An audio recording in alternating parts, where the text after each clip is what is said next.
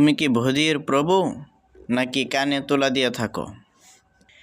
এভাবে হুঙ্কার দিয়ে প্রতিদিন মুয়াজ্জিন 5 বেলা কেন মসজিদের মাইক্রোফোনে হাঁকিতেছে? আসসালামু আলাইকুম ওয়া রাহমাতুল্লাহি ওয়া বারাকাতুহু। সম্মানিত সুধীবৃন্দ, বর্তমান সময়ে আলোচিত সমালোচিত একজন নাস্তিক বলা যায় ফরহাদ মাজহার। কয়েকটা কথা বলবো ওনার কবিতা নিয়ে। ফরহাদ মাজহারের লিখিত একটি কবিতা হচ্ছে আজান। এই আজান কবিতার মধ্যে তিনি যা দিয়েছেন, এত জঘন্য সৃষ্টিকর্তাকে নিয়ে, আল্লাহ তাআলা রব্বুল আলামিনকে নিয়ে এত এই ধরনের নিচু ধরনের কথা যে বন্ড বলতে পারে, নাস্তিক বলতে পারে, তাদেরকে আবার সুন্নি ব্যক্তিরা, আলাউদ্দিন জিহাদি বলেন, সুন্নিদের যারা আছে তারা অনেকেই তাদেরকে সাপোর্ট করে। আবার এটা বুঝে আসে না তারা আবার কীভাবে এরকম একজন ব্যক্তিকে নিয়ে বাউল লেভেলের, নাস্তিক লেভেলের ব্যক্তিকে সাপোর্ট করতে পারে। আচ্ছা, তাহলে চলেন কবিতাটা শুনি আগে। ফরহাদ মাজহার নাস্তিক লিখেছেন, কবিতার নাম আজান, লেখক ফরহাদ মাজহার। লিখেছেন, তুমি কি ভদির প্রভু? আল্লাহ তাআলা নাকি ভদির, কানে শোনে না, কানে শোনে না, নাউযুবিল্লাহি মিন যালিক। তারপর লিখছেন, নাকি কানে তোলা দিয়া থাকো, নাউযুবিল্লাহ, নাকি কানে তোলা দিয়া থাকো। এটা কি কোনো কথা হইতে পারে? কোনো মুসলমান এরকম কথা বলতে পারে?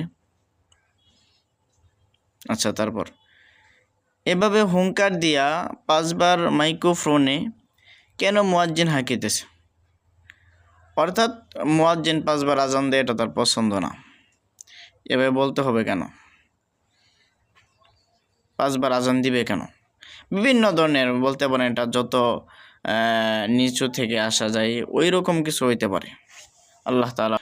এবং ওনার কবিতার মধ্যে আরও লিখেছেন, তোমাকে ধর্মের নামে ডাকা কোথা থেকে এলো প্রভু? উনি আরও লিখেছেন, তোমাকে ধর্মের নামে ডাকা কোথা থেকে এলো প্রভু? অর্থাৎ আল্লাহ তাআলাকে বলতেছেন যে তোমাকে ধর্মের নামে ডাকা কোথা থেকে আসছে?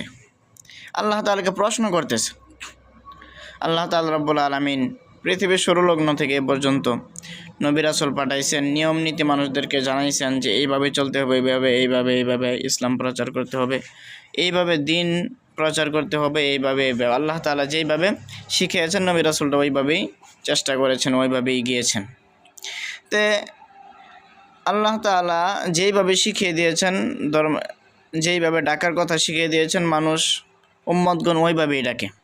তিনি আল্লাহ তাআলাকে প্রশ্ন করতেছেন কোথা থেকে এগুলো আসছে। অর্থাৎ আল্লাহ তাআলাকে প্রশ্ন করতে, শিক্ষা দিতেছে। মনে হয় আল্লাহ তাআলা তার ছাত্র, নাউযুবিল্লাহ। এখন কথা হলো, এই ফরহাদ মাজহার একজন নাস্তিক যতটুকু জানি। তে বিষয়টা হচ্ছে, এই বিভিন্ন বাউল শিল্পী যখন আল্লাহ তাআলাকে নিয়ে কটূক্তি করে, ওই সময় সুন্নি দাবিদার কেউ মাঠে নামে নেয়। কওমি উলামায়ে কেরাম, যাদেরকে তারা ওয়াহাবি বলে, তারাই মাঠে নেমেছে।